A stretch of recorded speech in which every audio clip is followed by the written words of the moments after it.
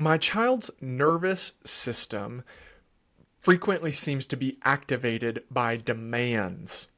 I try to be as low demand as possible because I know he's experiencing restraint collapse at school. And let me pause for just a second. Restraint collapse is where there are so many restrictions placed on a child, they just feel like, okay, I can't make any choices on my own. And kids have different tolerance for those restraints. It's another reason why we want kids to always be in the least restrictive environment, to let them have as much freedom as they possibly can. But schools a lot of times just have to be more restrictive than what kids would like. And for a long period of time, kids have to be under restriction for 8 hours a day. That's a long time for a child. And I'm not saying that anything is bad or horrible about that. It's just the reality of it. And so kids can experience what's called restraint collapse, where they just, their brains just aren't fully activated anymore. They just kind of are like, okay, no more demands. I cannot do another thing. Stop asking me to do stuff. That's restraint collapse. But his high stress levels and lashing out at home are affecting sibling relationships. He is also resistant to co-regulation and reminders for slowing breathing instead of speeding it up. Any tips or words of wisdom are appreciated. Great. First off, let me just say, it sounds like you are very attuned to your child. And I love that you are using this language. Now, I don't mean to say that everything is a thing. And what I mean by that is, like, not everything is a diagnosis and not everything is related to a diagnosis, but there are names for a lot of things. And when you know the names for things, you can kind of look them up and research and figure out what might be going on and find best ways to support. And that's really helpful.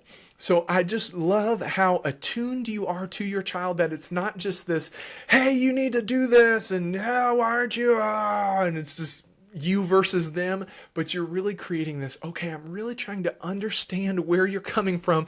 I'm doing my best here, but there are some things you're going to have to do. And that's really how we should be as parents and caregivers, is not constantly trying to control children, but really trying to work with them and understand their world and understand their perspective on things, so that we can create environments where they can thrive and we can thrive too. And that's really what it sounds like you are trying to do here. So let me talk just a little bit about, I'm not exactly sure the ages that you're talking about and things like that, but let me kind of break down a few thoughts. First, if this child is an adolescent of some kind, so between the ages of about 10-ish to about 14-ish, children's brains develop in a way to tell them to stop listening to their parents. That definitely developmentally happens around age 12, but some kids are a little bit earlier, some kids are a little bit later. So between like 10 and 14, your child's brain is going to actually tell them to stop listening to you. And the reason for that is very adaptive. Through evolution, our brains around age 12 is actually when people as a species used to move out and start their own lives. So at age 12 is when the brain starts to say, like, hey, it's time for you to stop listening to them and start to find your own way. So if they are around that age, let me just encourage you and say, this is pretty developmentally appropriate. That doesn't mean it's not frustrating, but definitely developmentally appropriate. And what that means is it's time for you to start working with them instead of trying to tell them what to do.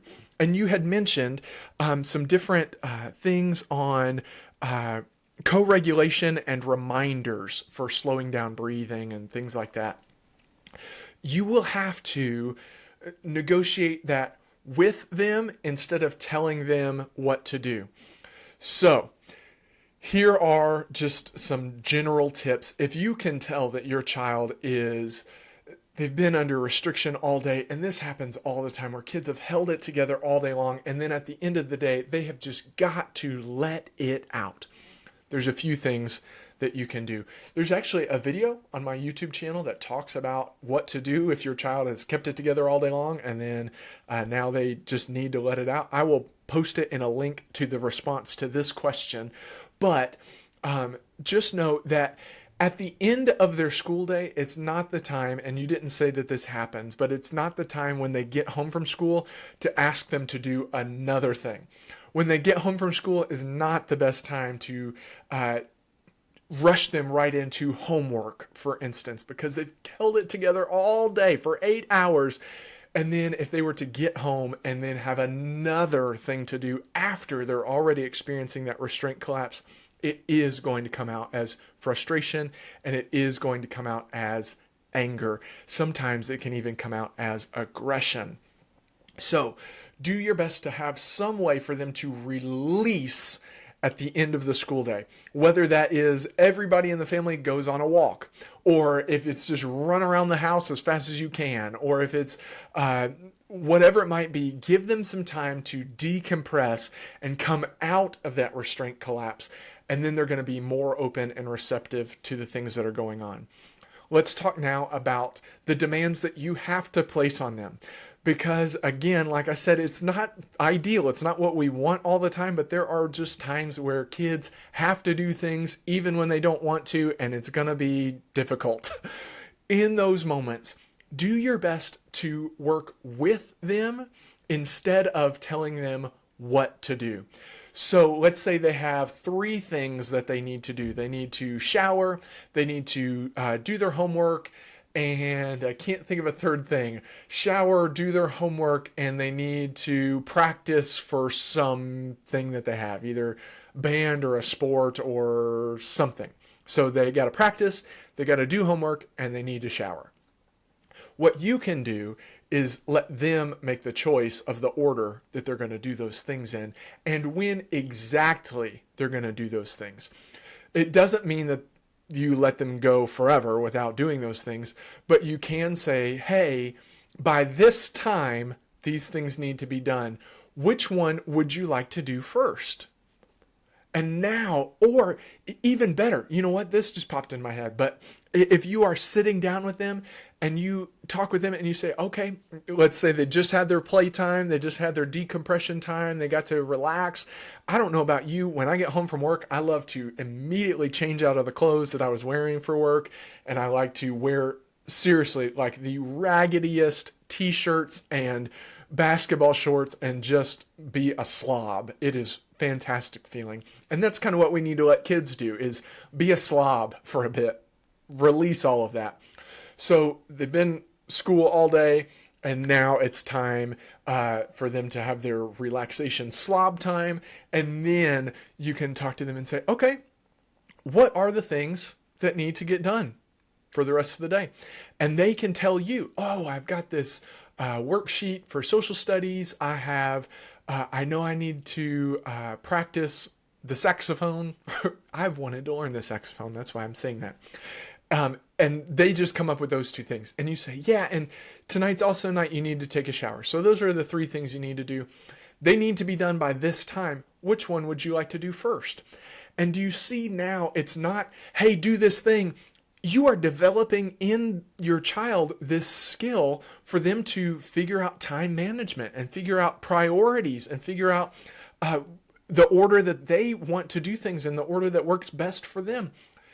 They finish the first thing. Great. Okay, which thing would you like to do next? Oh, okay, sounds good.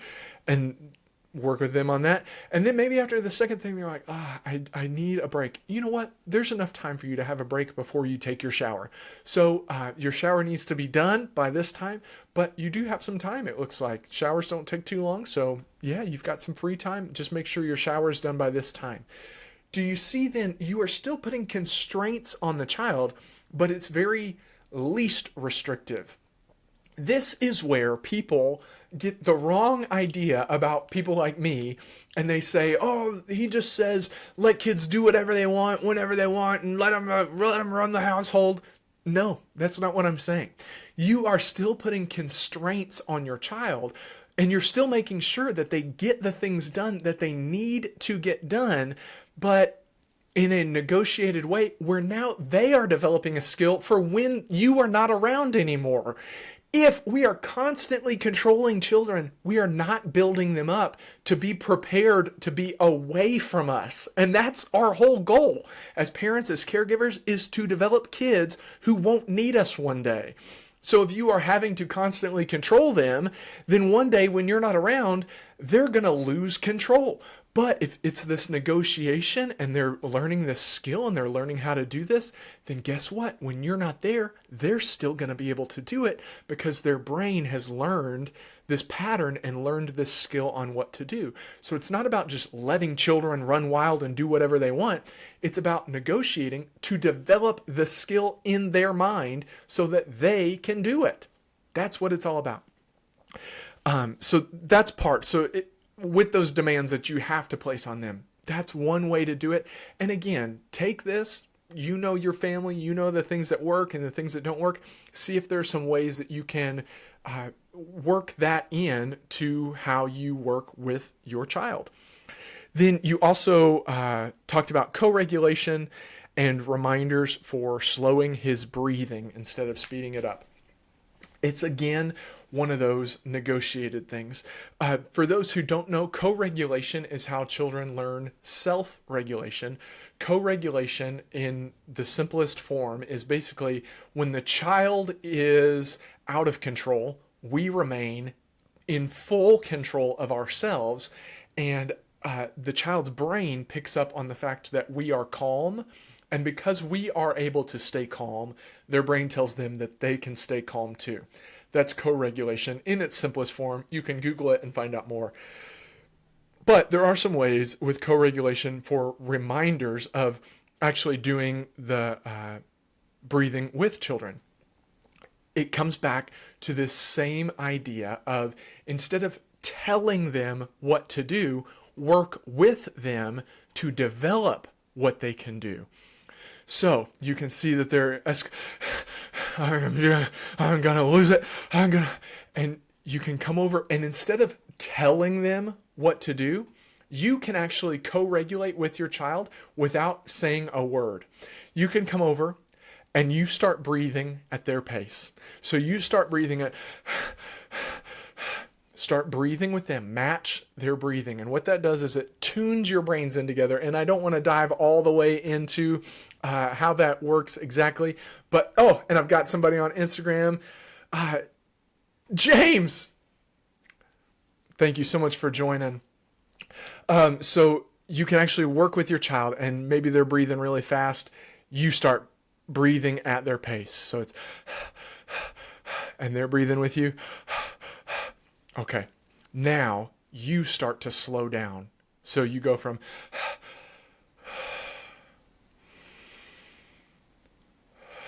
and it's a gradual process. It's not just a switch like what I just did, but you go from this fast breathing and you go slower and slower and slower, and you'll see that your child will start to go slower and slower and slower because you took the time to tune in to their channel of this fast breathing. So instead of just telling them what to do, you can come along with them and you can do something like that. Or let's say that they come in and they go, they are bothering me. I can't believe it. Why? I'm going to lose it. I don't know what I'm going to do. Then you can look at them and you can go, oh, thank you so much for coming to see me. What are some things you think you could do? And now you're not telling them what to do. You are helping them develop a skill on how they can figure out what to do in those situations.